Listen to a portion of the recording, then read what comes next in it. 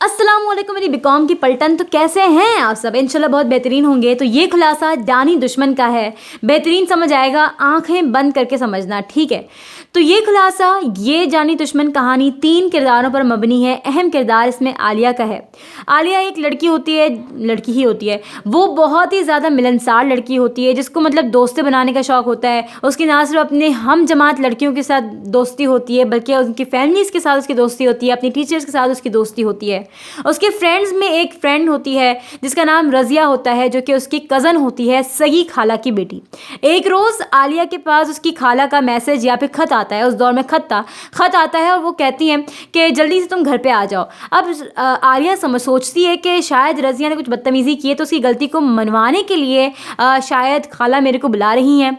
अब वो मामले को आसान समझ के पहुँच तो जाती है, फिर जब पहुँचती तो पता चलता है कि मामला काफ़ी टेढ़ा है, क्योंकि जो रज़िया बहन होती हैं किसी नादिर नामी लड़के की मोहब्बत में गिरफ्तार होती हैं, और उसकी वालिदा यानी उसकी खाला बहुत ही ज़्यादा इस बात के ख़िलाफ़ होती हैं और कहती हैं कि वो जो लड़का नादिर है ना, वो एक आवारा गर्द है और तुम अपनी कज़न को समझाओ कि वो तमाम तर बातें भूल जाए।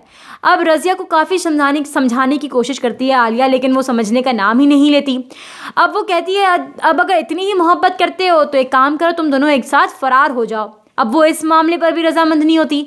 अब वो बिलाखिर चली जाती है नादिर के पास। अब नादिर को समझाने की कोशिश करती है और समझाते हुए इसको समझ आता है ये काफ़ी टेढ़ा आदमी है। वो बहुत कोशिश करती है हल्के लहजे में समझाने की, थोड़ा लाउड होकर समझाने की, लेकिन वो समझ कर ही नहीं देता।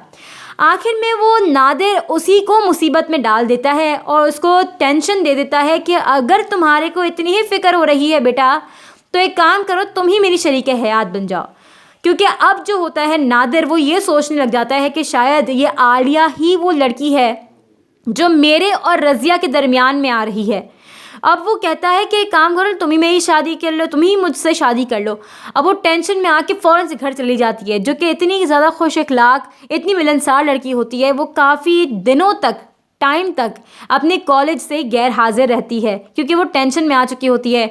अगले एक आध दिन बाद उसके पास मालूम होता है कि उसके मामू के हाथों नादिर ने उसका रिश्ता भिजवाया है। आखिर आलिया और नादिर का रिश्ता हो जाता है, यानी निकाह हो जाता है, और निकाह के फ़ौरन बाद वो आलिया को बताता है कि ये सिर्फ़ और सिर्फ तुमसे इंतकाम लेना था, क्योंकि तुमने मेरा और रज़िया का रिश्ता नहीं होने दिया।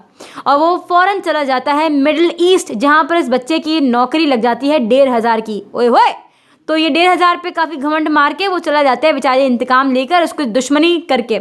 अब सिर्फ और सिर्फ आलिया अब ये सोचती रह जाती है कि मैं गई थी, खाला ने मुझ पे भरोसा किया था, मैं मामला सुलझाऊंगी, और मैंने ही नादिर से शादी कर ली। और वो यही सोचती रह गई कि मैं अब रज़िया को क्या कहूँगी। यहाँ पर कहानी ख़त्म, अल्हम्दुलिल्लाह।